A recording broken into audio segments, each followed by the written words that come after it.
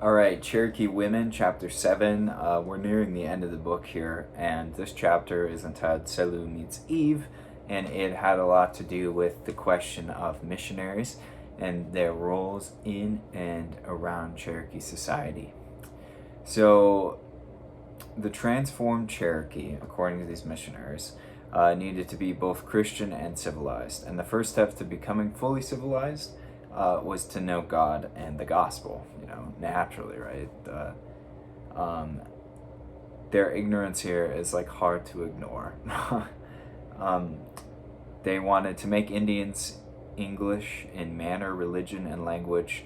They encouraged civilized wheat over the production of, barbaric corn. It heavily focused on women and children, and in a lot of cases, they kind of overlooked the elders and the older people and members of tribes and communities because they, if they were really trying to do God's work according to the gospel, they should convert and try to tell everybody the news of Jesus. But yet, the fact that they only focus on the women and the children and those who are perceived to be weaker is just kind of like counterintuitive, I think, and it shows their just bigotry and just like not understanding of this culture, and it clearly shows like there's a deeper motive here.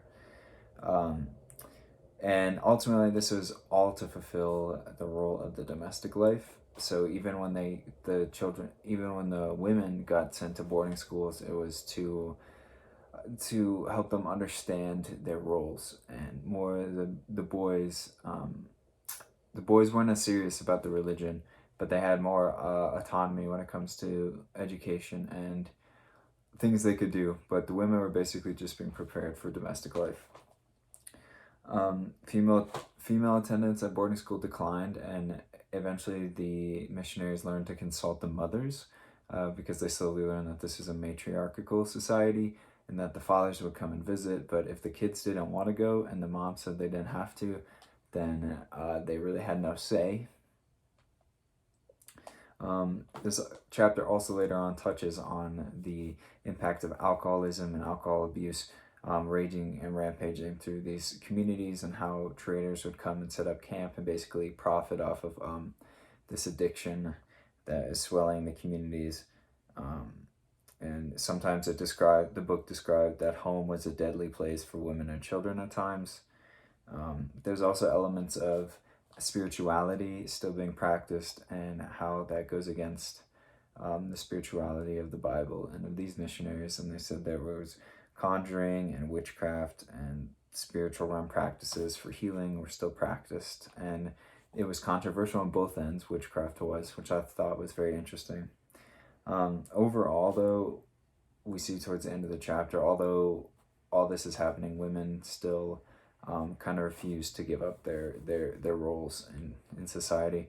And it was just an interesting chapter. It just shows the continued encroachment and the divine thought of the Europeans, that they thought they were really saving these people, but they're just being ignorant and not understanding their culture and anything about it.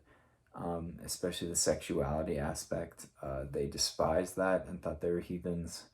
But that was just their way of life, and it wasn't necessarily a bad way. They still commanded respect and controlled their population. They had rules, and they had religion already. It was just different than the Christianized religion.